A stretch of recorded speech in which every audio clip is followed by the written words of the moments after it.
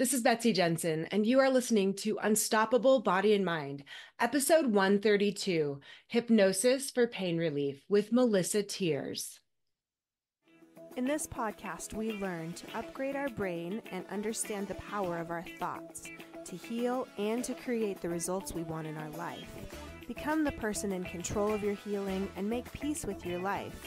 Become unstoppable, body and mind. Hello, my loves. Welcome. I have a special guest today. Hopefully, you're listening to this podcast soon after it comes out, because this very week she is doing her integrative hypnosis for pain relief class. I was actually at Melissa's conference with Simone Soul in Vegas a couple weeks ago. It was so hot in the middle of summer in July in Vegas. But the HypnoThoughts conference, super cool. So I'm so excited to have her on my podcast to share her with you. Here we go. Hey, everyone. Welcome. I have a special guest today. I have with us Melissa Tears. She's a hypnotist and a hypnotist trainer. She is the founder of the Center for Integrative Hypnosis, the founder of the Ethical Coaching Collective, and creator. Co-founder of the Ethical Coaching Collective and creator of Coaching for the Unconscious Mind, which is the actually we went to your I can't even think of what it's called, seminar. So we went to your seminar on marketing for the unconscious mind, and that's where we ran into each other in Vegas, the HypnoThoughts conference. And I'd followed Simone Soul for a while, which you've partnered with, and I've gotten some really good ideas and tips just from some of the free stuff that you've put out.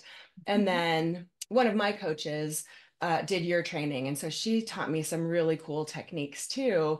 And we haven't really talked about hypnosis on the podcast, but it like works so perfectly with all of the pain reprocessing stuff that we do talk about. It's probably even very similar, if not the same, some of the techniques with different words. So I'm so glad to bring this conversation up and to have you actually talk a little bit more about specifically the hypnosis for chronic pain, because you have a workshop coming up talking about that, right? I have a training that I do, integrative hypnosis, and I've been training clinicians, doctors, nurses in hypnosis for pain management, amongst many other clinical applications. I have that coming up in November. My initial training, which is coaching the unconscious mind, is coming up in September. And that's where, between the two, that kind of constitutes how I personally have been addressing things like chronic pain. Mm-hmm. And the thing I have coming up is just really for people suffering with chronic pain. It's basically 2 hours of let's dive deep into hypnosis and different states of comfort. And then I'm teaching people who actually have discomfort or pain, chronic or otherwise, how to use hypnosis. So it's a $45 2-hour thing. Mm-hmm. I wouldn't say that's a training in hypnosis, but it's certainly what I would do if you came to me with chronic pain or pain of any kind. Yeah. And so that's coming up in just a few days. And whether or not you can get this out there is, that's up to you, but it's cool either way. And there'll probably be a recording, right? If people hear this later. Maybe, okay. We'll see. We'll see how it goes. I do know there's a replay for anyone who who does sign up, and that's for August 8th. Yeah. 6 to 8 Eastern Central Time, PM. So, but my training, and I don't know how many coaches and clinicians that you have, really focuses on a kind of three-pronged approach to this subject, and most subjects really, because it really is more like practical neuroscience. Mm-hmm. So while traditional hypnosis for pain management has been studied for well over 100 years, from the early practitioners before there was actually any anesthetics used. Oh, Hypnosis really? started to become the preferred way. People would travel. James Esdale was a physician that people would travel days and days and days for, because he would use hypnosis as an anesthetic and performed hundreds and hundreds of operations back in the day where you just had to be held down while they sawed off your freaking leg, you know? Oh my gosh. Yeah. So just as hypnosis was starting to become like the thing and make its way into medical schools, ether came about, right? And it's like, oh, if we could just, you know, put a cloth of ether over their face, that's a lot better than actually talking to our patients, you know? So, but it never really went away, right? And there's, if you Google hypnosis for, you know, pain relief or pain management, or hypnoanesthesia, you're going to get a lot of hits. You're going to get a lot of research. So it's nothing new. Traditional hypnosis has always been used for pain management. What's new? What's newer? Because I've been doing this for 20 years at this point. It's not that new. Is the use of hypnosis and, you know, integrative hypnosis as I do it, is that you can go beyond pain management into pain relief, into actually fixing the very thing at the root cause of the chronic pain syndrome, right? So if you take the work of like Dr. John Sarno, you take the work, look, you're nodding. So you're, He's I haven't listened to your podcast, so I'm not sure, you know, what angles you've covered, but Schubiner, is that his name? Schubiner, yes, exactly. He's one of the big ones. And Alan Gordon's The Way Out, where they talk about pain reprocessing. That's the term they're calling it, pain reprocessing. Right. So I come at this from a few different angles. One is that angle, right? What are the unexpressed emotions, the unconscious emotions, right? So to me, who best to deal with the unconscious than a hypnotist? That is the playground that we play in. That's the pool we swim in, right? So quite often with like John Sarno's work, and it's so funny because, you know, John Sarno's work I've been aware of for a long, long time. His daughter was actually a big fan of my old rock and roll band. So no way. Oh, how funny. Process. But anyway, the thing about John Sarno's work is the only time it didn't work for people is when they could not accept the diagnosis of CMS or the chronic pain syndrome, the way it was explained by Sarno as this is your unconscious emotions, you know, at play. And while I disagree with Sarno's very Freudian view of the unconscious mind, because, you know, he wasn't privy to the current research on the adaptive unconscious, I do agree that it is not necessarily unconscious emotions that can come into play. Unconscious beliefs, or rather beliefs that are not consciously evaluated. Also, even simply unexpressed emotion. So let me just back up a little bit. I developed my chronic pain protocol for myself. Chronic pain for most of my life with chronic migraines. And they said, you know, it's genetic, or it's this, or it's that, or it's hormonal. It's when you started taking, you know, birth control, or when you know, whatever it was. One of the things that happened to me, I'm an experimenter, and I read Sarno's work and started to kind of put it to the test. I don't believe anything. It's just not in my nature. I have no faith, right? I have to experiment myself first. Then my students. And then my clients. You know, we all get to learn with each other, right? And so I experimented first on my own migraine headaches. They were pretty severe.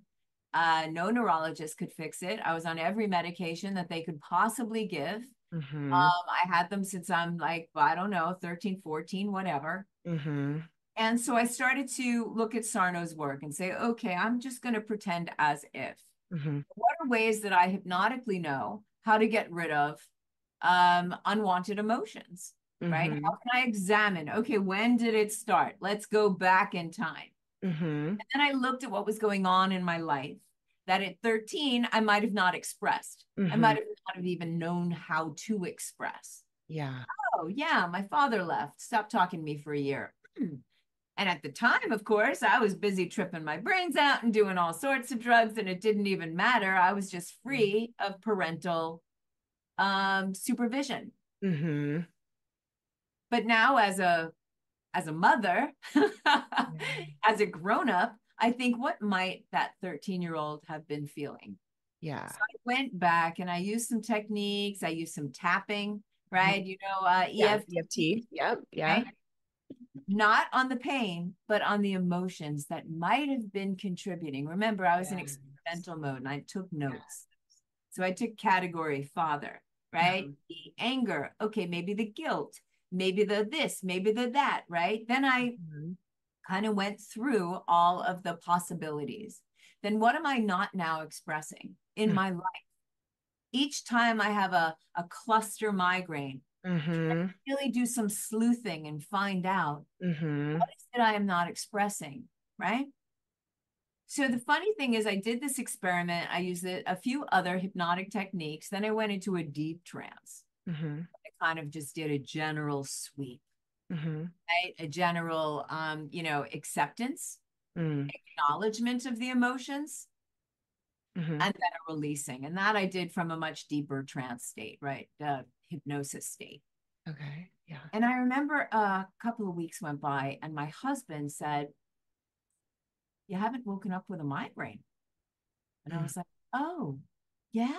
Mm-hmm. And then like a month goes by, 2 months go by, 3 months. At this point, I'm like, holy shit, Yeah. there's something to this. Yes. So at like the 3, 4 month mark, I started to experiment Mm-hmm. with other people.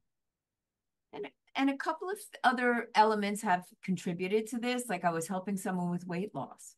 They Mm-hmm. came in and they said, I just do this emotional eating. So part one of my work is to look for where things get triggered. So, okay, when was the last time specifically you had these emotions triggered? We then use any type of repatterning, right? I do what I call a kind of practical neuroscience, which is to activate the neural network of the problem, Mm-hmm.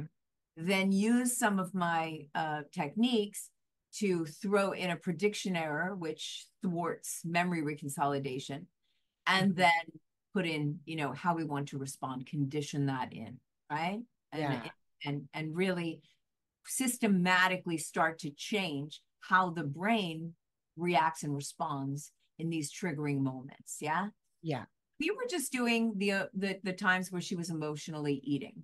Mm-hmm. She comes back a couple of weeks later and says, I don't know what you did, but my back pain that I've had for 30 years has been gone. Wow. We didn't talk about pain at all. Yeah. And we went through where in her life she was getting emotionally triggered and she was eating. Yeah. Wow. And so I was like, there it is again. There Yeah. it is again. So I developed a whole protocol for chronic pain, that I teach to So, practitioners and yeah. nurses and chiro, you name it. It's what I think all people that help other people should know, right? Yeah. And so for me, the only time I start to get migraines, because I was free of migraines for years and years.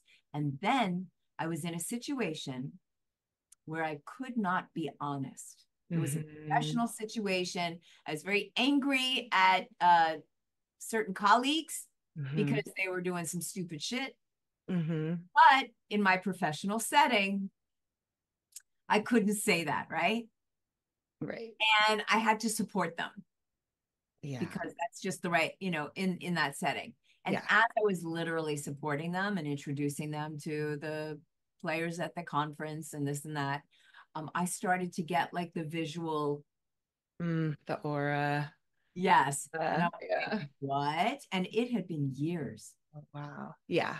And, before very long, bam, I had a migraine headache and I had to Wow. teach at that conference. I was like, holy shit. So I ran to my room. I did tapping. I did all this. I jumped back into hypnosis, and I literally started to do all the hypnotic work I knew to do in order to clear that.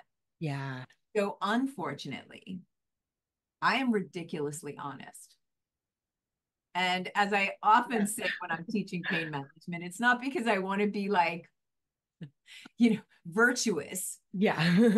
Moral. Yeah. It's not a moral thing, it's literally, I don't want a migraine headache. Yeah, you have to be and honest. when I am incongruous, when I am like at odds, when I'm not speaking my truth. And that was what the whole, you called it a seminar. It's so funny. I never call them seminars. I don't know why that came to me. I could not for life of me remember the word.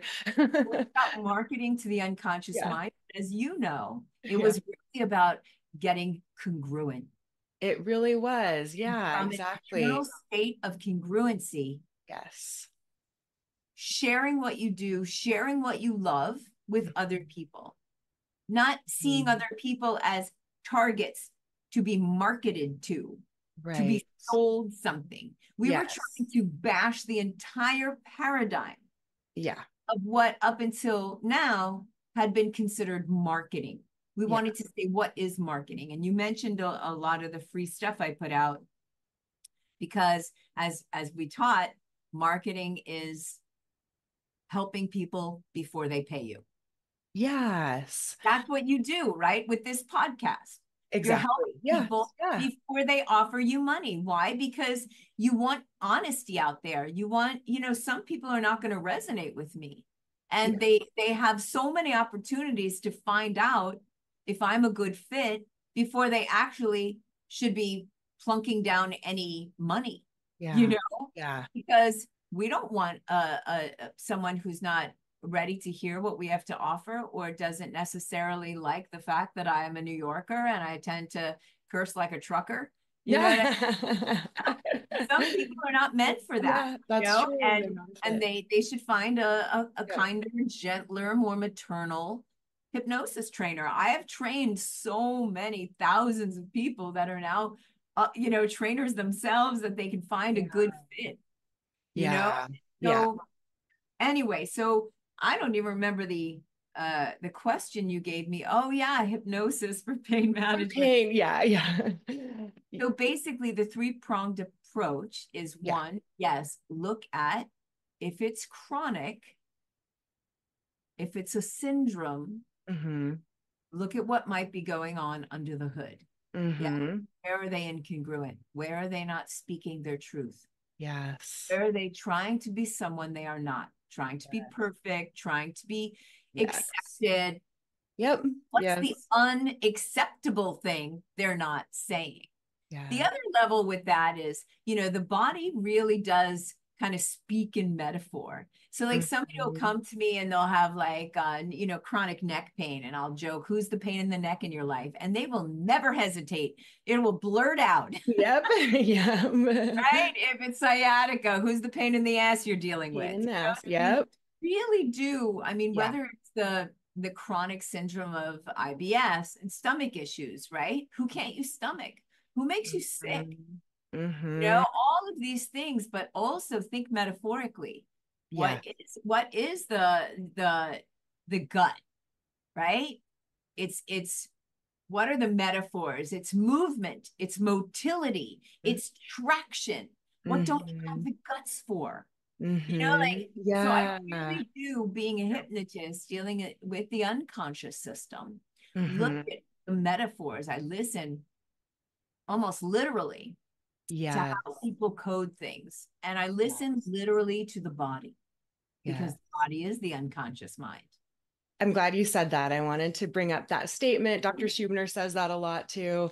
So I find that so fascinating. I think we don't really realize how much of our life is controlled by our unconscious and our subconscious. Only about 98% of every 98% or so you make. You don't make a single decision, not a single decision that isn't mediated in so many different ways by the unconscious first.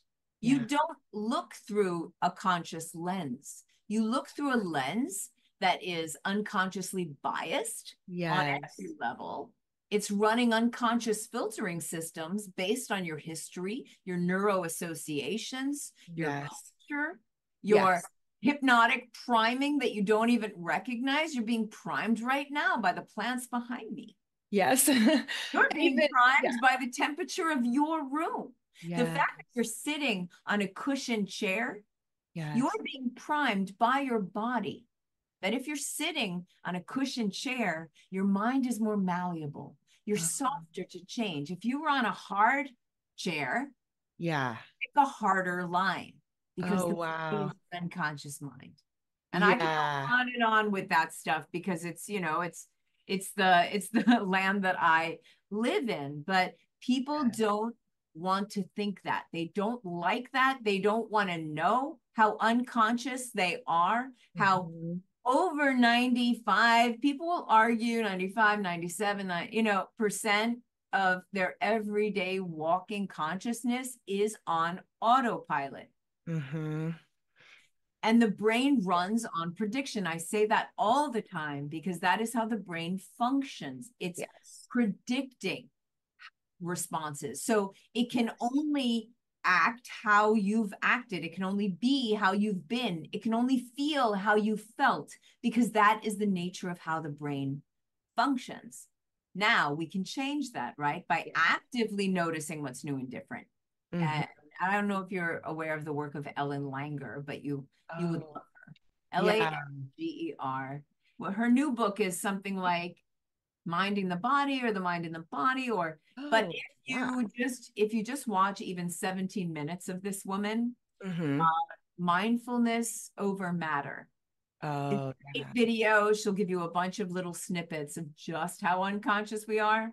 And how beginning to start to notice what's new and different, to become more mindful. By becoming more mindful, we're not talking about mindfulness as it's like packaged and sold right now. We're talking about the opposite of mindlessness, which is most of how we walk around. So yeah, the body is your unconscious mind on so many different levels. Now, when I do my work coaching the unconscious mind, it's really about paying attention to the body, paying attention to how the body moves, to what the body is telling me, right? You're full-bodied yes means you agree with this. Right? I know, I keep nodding my head as you're talking about the movements. Now I'm like, okay, I'm assessing my own. Also, elements of every emotion has a biochemical counterpart, a hormonal counterpart. Every thought, right, has so much more than we're thinking a thought is. Right? And so the body is the unconscious mind because it is the instrument by which we are moving through the world. And even our different states, right? Our different like nervous system state. If we're in fight or flight, we could interpret something differently than if we were in a relaxed, calm state, right? Oh, they've done so many interesting research studies that indicate just that. You know, they had people like cross a shaky bridge to get their amygdala peaked, to get the adrenaline going. And then they took then they were approached by someone who was doing a survey who then gave them the number saying, call me. And it was, you know, a good looking person of the opposite sex for most of it, or, you know, I forget how. This was a study done a while ago. What they found was the people that were approached right after the shaky bridge, they were the ones that called the person because what they did was they misattributed their inner state with arousal. And they've done this in countless different ways to show you that we will misinterpret, right, our body, and we'll make a conscious narrative like, oh, I must find that person attractive. Because our conscious narrative is always behind the unconscious, right? The unconscious speaks first. It processes first. And then we try and make a conscious narrative that fits that story. But mostly it's made up. Your brain is making up stories every single moment. Your brain is making up the visual system, the auditory system. On many levels, this shit is truly made up. Yes. So our brain is actually like seeing what it wants to see, predicting, creating, and even let's talk about memories too. I love how you described memories, because memories aren't just like static things that live in a file system in our brain, right? That is the old way of thinking about memory. Yeah. The truth is, memory is like an active synthetic process. In other words, every time you recall something, you pull it out of many different regions of the brain.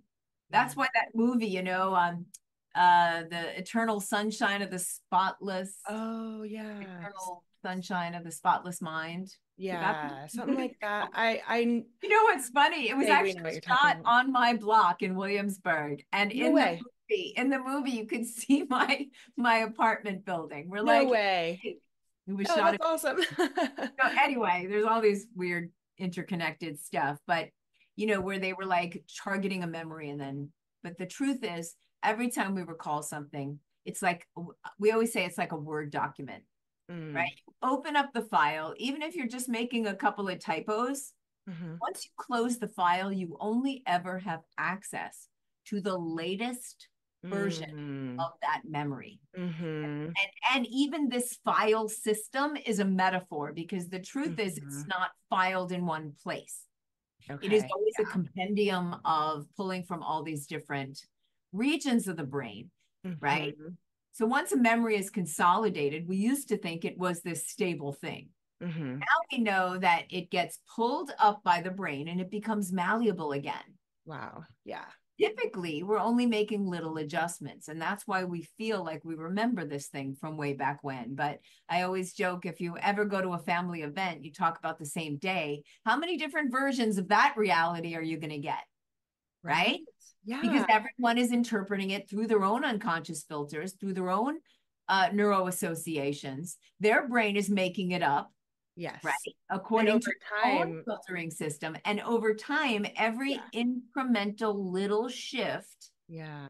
creates a bigger distortion.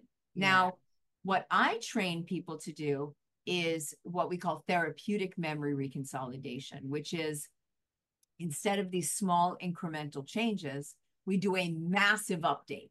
Mm. A massive update on the emotional track Hmm. associated with that memory, sometimes even going back to pre-verbal, emotionally learned implicit learnings, which is the kind of learnings that you don't necessarily have conscious access to, Hmm. right? It's not episodic. It's not like, oh, I remember this and this and this. Implicit memory, that's like how you learn to ride a bike. Mm. Yeah.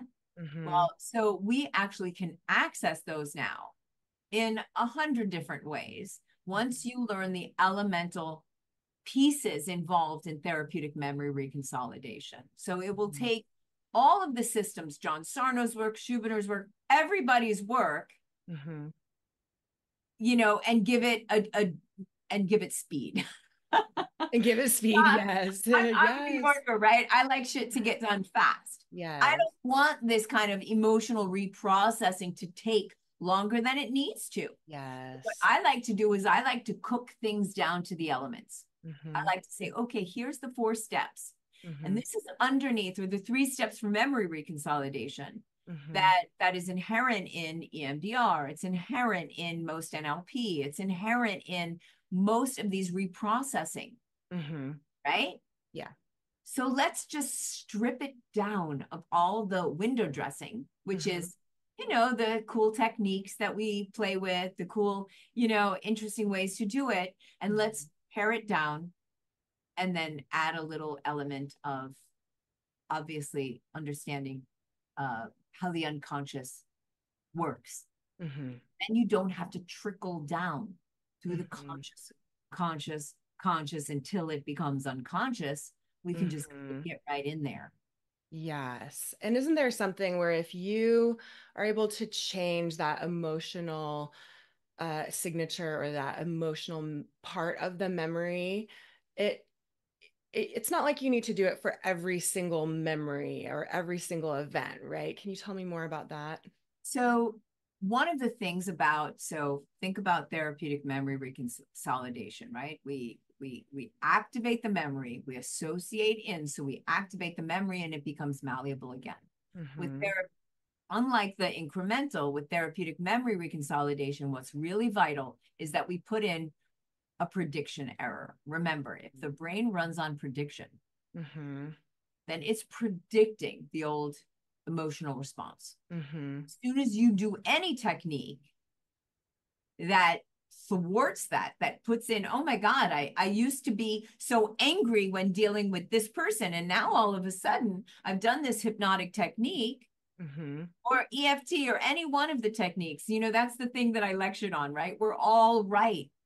Mm-hmm. Doesn't matter which technique you're wedded to. If you look and there you see the elements underneath follow the same pattern, then we're all doing the good work, Mm-hmm. right? Yeah. Just in different flares. Yeah. We're dancing the same dance, it just looks different.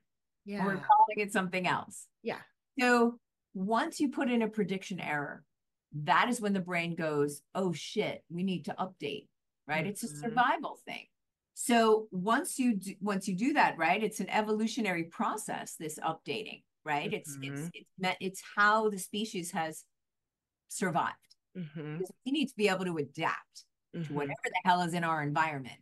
And that's when you put a prediction error in, like I used to freak out when I got on a plane and all of a sudden I'm calm.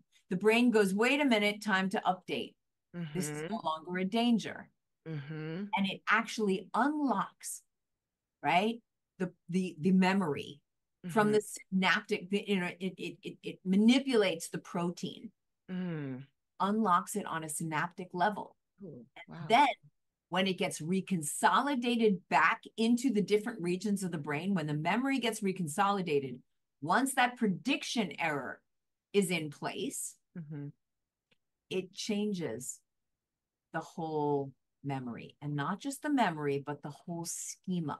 Mm-hmm. What those memories, right, have caused people to believe, Mm-hmm. value, the limitations, the Mm-hmm. actions. They're all involved in that same neurological, neuroassociative cluster that Mm-hmm. is not just the memory, but the neural network associated with the problem, or in this case, with the chronic pain.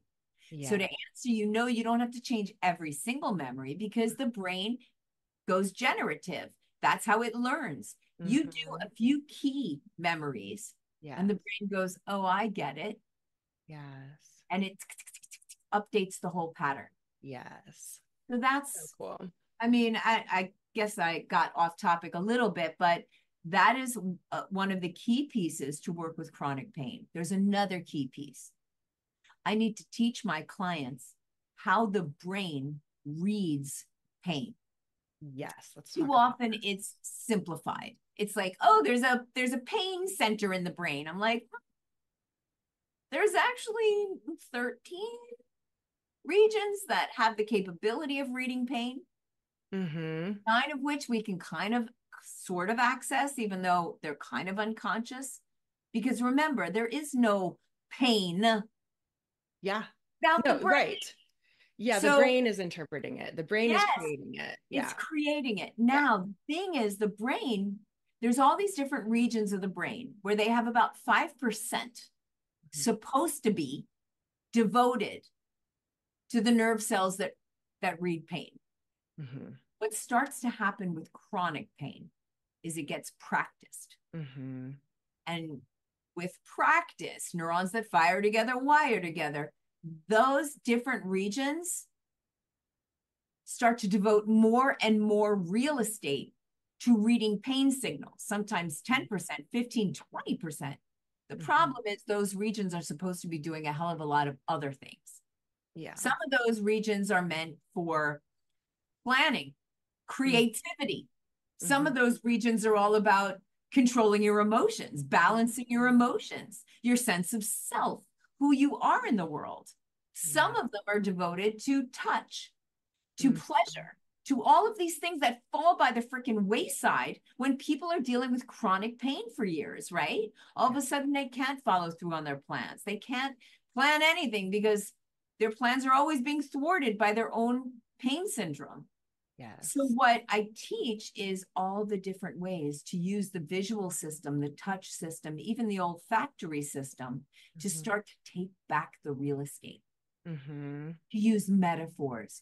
So I teach them self-hypnosis where they can go inside and start to do the things to take back the real estate from all of those neural regions, right? Because that's the way that anesthesia works, right? It shuts down the thinking part of the brain. There's still regions of the brain that are definitely reading the goddamn pain signals, but if it doesn't get to the thinking part of the brain, it doesn't bother us. So pain is in the brain. Yes. Pain is created by the brain. So that is what I teach my clients to approach so that they feel less, number one, helpless. They start to actively take part in their healing. This is the key thing. To me, my entire 25 years of doing this work has all been about empowering the client, right? How do I teach the client how to stop their anxiety? How do I teach the client how to change their own memories? How do I teach the client how to change their own brain, right? Because I am not a therapist. I don't see clients for 6-7 years. You know, while I have clients that, you know, that will touch base with me over the years, like I always, you know, because I work with a lot of kids and teens. So I love knowing that I'm their backup if they need me. You know, there's someone that, you know, I helped when they were 13 with anxiety for school, and then 16 for the, you know, for the tests, and then 18 for college admission, you know, and like their first heartbreak, their first job. All Their this. first, you know. So, but for the most part, I see people for a few sessions because I'm arming them to change their own brain. And to me, it's a key part. I love that. Yeah. Well, and just maybe some definitions, like when we talk about hypnosis and self-hypnosis, in case people have an idea of, you know, like you have to watch a pendulum or a spinning circle, or like how do you describe hypnosis and self-hypnosis? So honestly, I describe it in many different ways depending on who I'm talking to. Yeah. Because there's so many different ways of interpreting it. So one way is, you know, hypnosis is really a form of language and nonverbal communication to access people's imagination, belief, expectation that leads to an altered state that leads to an altered subjective experience. Now, that's a very wordy way of describing it, but it's kind of accurate, right? I'm using language and nonverbal language, right, to get people to excite their belief system, their imagination, their expectation, and then to alter their subjective reality, whether that is making some chronic pain feel like numbness or feel like cotton, whether it's going into a, you know, an altered state of consciousness where they have more access to the unconscious system and can, you know, imagine a volume control and turn it down. And that works. Like there's so many different ways. Another simple way that I explain it to clients is this. Imagine like this is a barrier. And you've got like your unconscious mind, which is, you know, as we discussed, 98% of you, right? This is where your beliefs are, your long-term memories are, your emotions are, your habituated patterns are. Anything done with repetition, felt with repetition, thought with repetition creates an unconscious program. And here is this tiny part of you that thinks it runs the show. Now, that is a very powerful part because on many levels, it can be driving this whole bus. Okay? But it has to understand that there's a lot going on under the hood that makes that bus go, that we don't have to consciously know. We just have to know how to, you know, put the key in the ignition and press, you know, put our pedal to the metal or whatever. Can you tell I don't drive? Anyway. But quite often what happens is we can make a suggestion, and if it doesn't gel with what's in here, that wall will stop that suggestion from going in. With repetition, people can eventually get their idea practiced enough to create an unconscious program. With hypnosis, we push that aside. So our suggestions go right in to the unconscious system in charge. Got it? That's a very simple way of understanding it. Please understand that you don't need a hypnotist to push that shit aside. A good director will do it. Okay. So there's really two things that are vital for hypnosis to be present. A narrowing of attention and a pushing aside of this, what they sometimes refer to as critical faculty. But you do that every time you get lost in a movie or a good novel, because people don't realize that. They sit down to a movie theater and they narrow their attention to the screen, number one of what's needed for hypnosis. And without even knowing they're doing it, they push aside their critical faculty, otherwise known as suspending disbelief. Yes. In order to watch that movie, if you watch that movie with the barrier up, you'd never be able to forget that that's an actor. There's a director, there's a lighting crew, there's a sound crew. None of it's real. But we don't want to think that when we're watching a movie. What we do then is if we didn't, it would never have access to our memories, our emotions, our beliefs, our values, the very thing that Hollywood banks on. So we push it aside. What does that mean, actually? It means that when you're in watching a movie, this barrier is pushed aside. You're hyper suggestible. But when they want you to jump, you jump. They want you to cry, you cry. But here's the important thing. Because it's pushed aside, when that movie gets scary, and this is how you know how powerful even a light hypnotic state can be.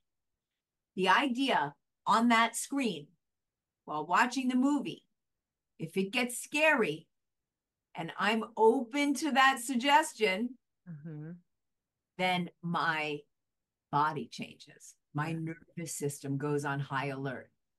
My brain says, oh shit, and doses me in adrenaline, cortisol, all the stress chemicals. It sends extra blood and oxygen to my arms and to my legs so I can fight or flight, but I'm just watching a freaking movie. It elevates my heart rate, my blood pressure, everything. So here you have an idea, a movie can affect the unconscious system. Which is the fight or flight system. And affect our body, and it changes physically. And that's how you know you're in a hyper suggestible state. Which is what hypnosis goes for. We want you to be open to suggestion. In my form of hypnosis, it's open to your own suggestions. It's open to the suggestions of that deeper part of you that knows better, that knows the emotions that are at play, that knows the truth that you're not speaking, that knows where you're incongruent. Hypnosis can help people to dive very quickly into a place where they have access to their own intuitive knowledge. The knowledge that, for the most part, you and I are exchanging millions of bits of information right now. Right? But we can only be conscious of, research indicates, around 40. So think about how much information you actually have in your unconscious system. That your adaptive unconscious is literally processing millions of bits of information every single moment. Then creating these narratives. Right? Creating these stories. And then the conscious mind is like, I have an idea, and takes all the credit.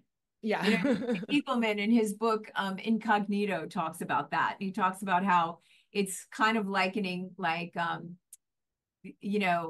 newspaper where the unconscious mind does all the research, does all the writing, does all the editing, and the conscious mind just is privy to the headline. And takes credit for the piece. Yeah, it's fascinating to me too how many times people will say, with pain. Oh, I got this pain, but I wasn't stressed about anything, or I wasn't thinking about anything stressful. But our conscious mind, we're only aware of such a small percentage. Such a small bandwidth. Yeah. I know some people will be like, well, I think you're wrong there because it really started hurting on vacation. And I will say, yes, when you actually had time. Yes, right. Sometimes it's, yeah, When you weren't being distracted by your aren't normal life. distracted. Yes. Right. Yeah. Yeah, definitely. Yeah, if someone is struggling with chronic pain and they're having some kind of symptom, even if they're not consciously aware of what they're stressed about or if they are stressed or not, could be an indication just because your body is having that reaction to dig a little deeper, to get a little I curious mean, that's about. it because everyone is saying, everyone thinks they are responding to the external environment. Yes. And yet, how much of our experience, I mean, all of it, honestly, all of our experience is an interpretation of the external environment and the internal environment. We Yeah. think we know what the hell we're talking about, and we don't.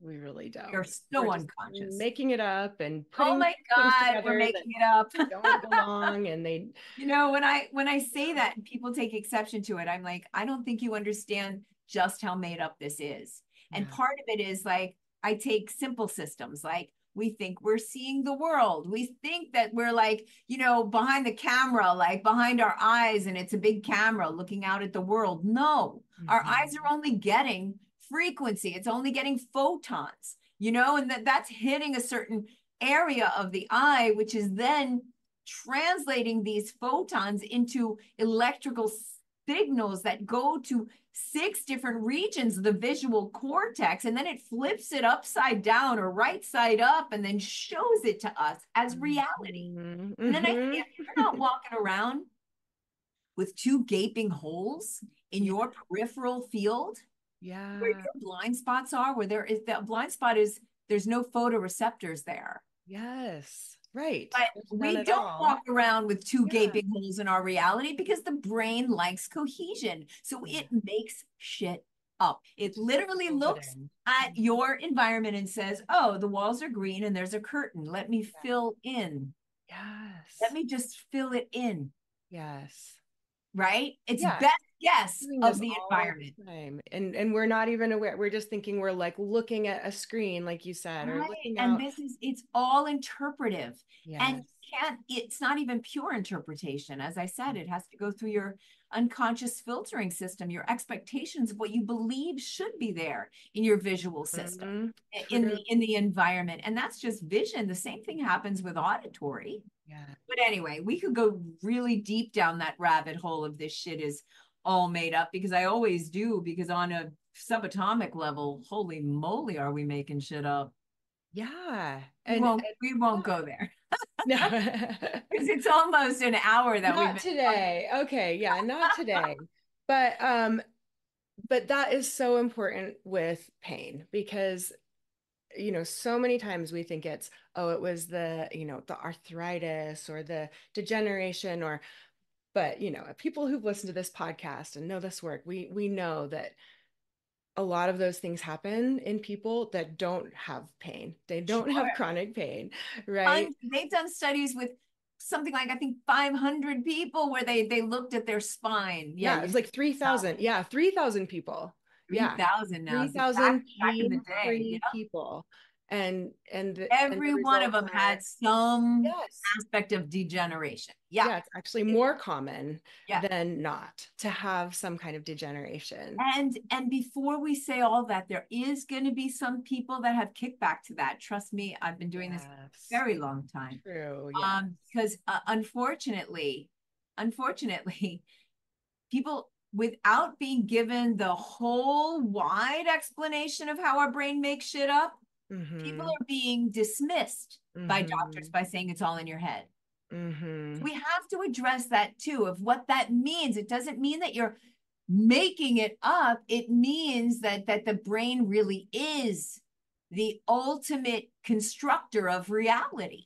And so Yeah. I have to soften that blow because too many people have been dealing with a medical system that, especially if you're a woman, don't get me started, Yes. you know, it's all in your head. Yeah. And then we also have to address the fact that there is acute pain. There is pain that is caused by a broken bone or a syndrome or a disease. And you actually are feeling pain because you're, you know, something is really wrong with the body. So like, I won't see people for pain management unless I know they've been checked out by a doctor. I used to be a real stickler for, and still am, honestly, that pain is a signal.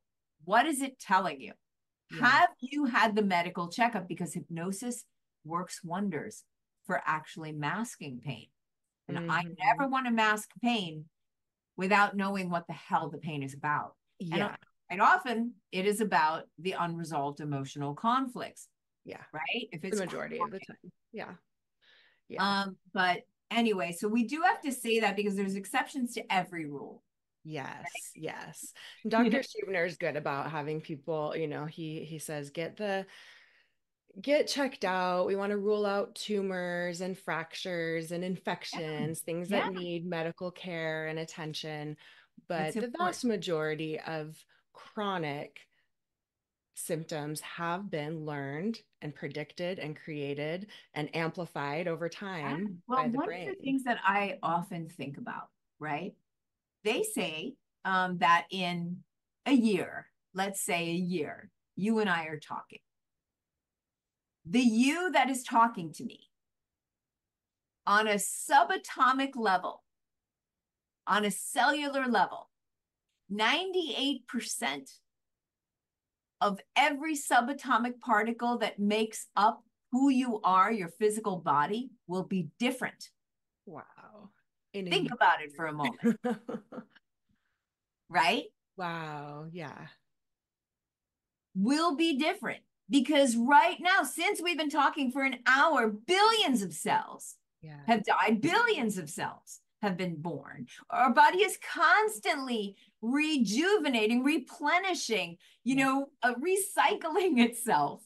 Right? How many weeks does it take to grow a whole new stomach lining? How is it we keep these chronic syndromes going if every actual physical cell is being replenished in 7 years? Every aspect of our body will be different. How can we have a chronic condition for 20 years? What are we doing? That's a good point. Think about it. So then you start to really get into the interesting layers of epigenetics and how we are literally, how our filters, our cognition, our beliefs, our values, right? As I said, every thought, every emotion has a biochemical counterpart. The biochemistry and the hormonal chemistry going through our system is actually the environment that the cells, that the genes are living in, and they know how to express themselves. So what changes that environment is perceptual. Is emotional. I mean, we could dive really deep down that rabbit hole. Yes, epigenetics. It's so fascinating. And yeah, it's cool because I've seen a client who she had I think it was a test for mold or something, and they were able to say, yes, this gene is activated. And then after this work, oh, this gene has turned off. So it's right. This is what we need to remember. Interesting stuff comes in. And, you know, I mean, as a hypnotist, again, because we have the tools to dive deep, right? And not have to wait for the kind of, you know, trickle down conscious repetition to get unconscious. We kind of get in there. You know, we can spur on those changes faster. So that's what I meant by hypnosis gives it a bit of speed. It gives therapeutic memory reconsolidation the speed. It gives John Sarno's the work, right? Where we started off by saying the people that didn't get better didn't accept the diagnosis, right? Their critical faculty would not allow, but push that aside. And then instead of suggesting the diagnosis, open it up for the own wisdom. Where we say, what is the lesson here? What are the emotions at replay Yeah. what's underneath the pain. So Yeah. a lot of that kind of exploration, right? Drop through the pain, what's underneath it. Mm-hmm. And that emotion, let's drop through that emotion, what's underneath it. Mm-hmm. That emotion, what's underneath it. Mm-hmm. Who are you underneath all that bullshit?